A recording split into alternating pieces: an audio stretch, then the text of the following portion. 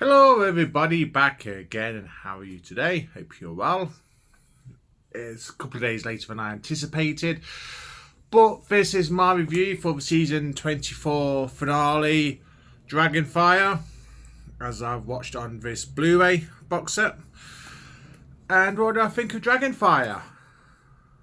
It's not bad. It's not my favourite of season 24. That's Dirt on the Banner Men all day long.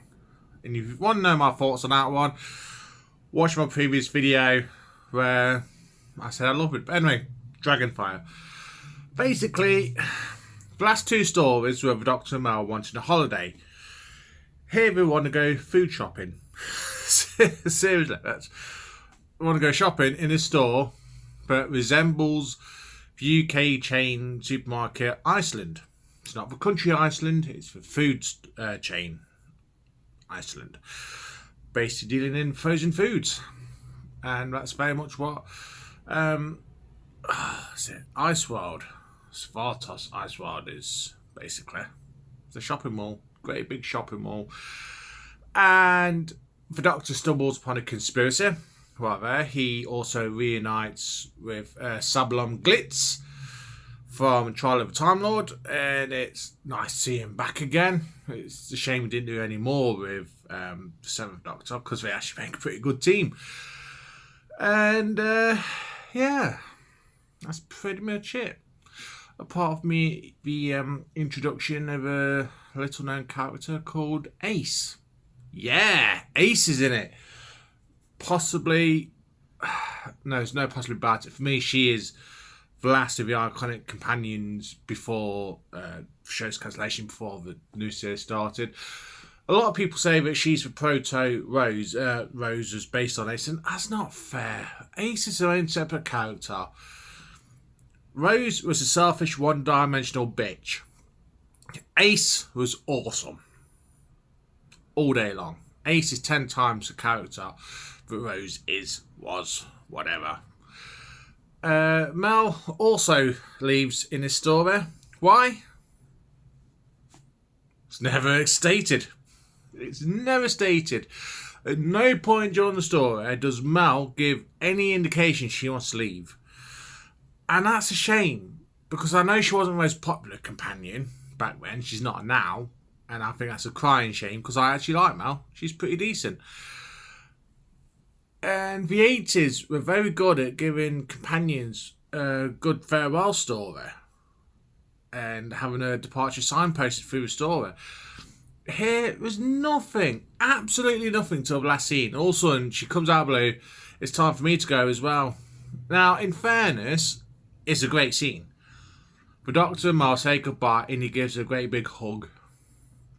And yeah, Sylvester McCoy and Bonnie Langford are great in this scene together.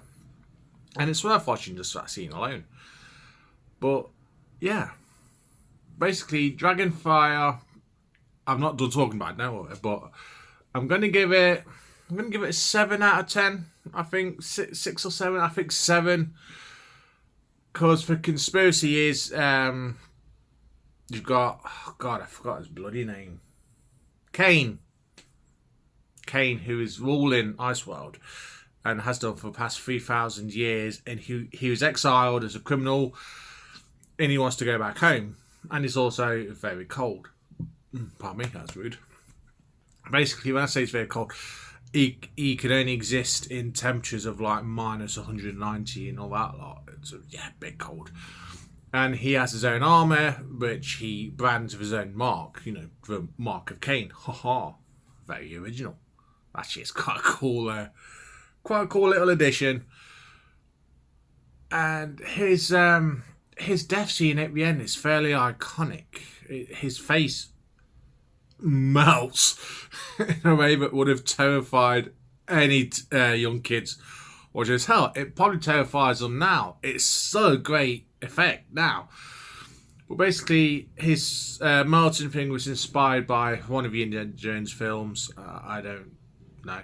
Temple of the Ark's Last Crusade or something. I don't fucking know. Those films were terrible.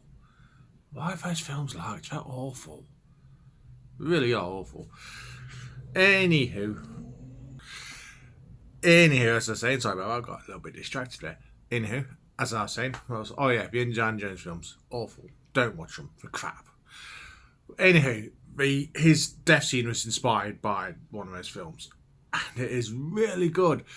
He accepts the fact that his world is gone. He's devastated. He's the last one of his kind, and he just commits suicide. It's actually quite original for Doctor. It's quite novel. It's quite rare for the villain to just be like, I've got nothing left. He's got no reason for revenge, so he just kills himself. There's a pretty cool guest cast in this one. The guest characters are all pretty decent, all pretty interesting. They all have their own arcs. You know, the little girl that's just going around, she's just walking around. She's having fun. She's playing. She's having a great time. And she doesn't add anything to the story, but she's still in it, which is really cool.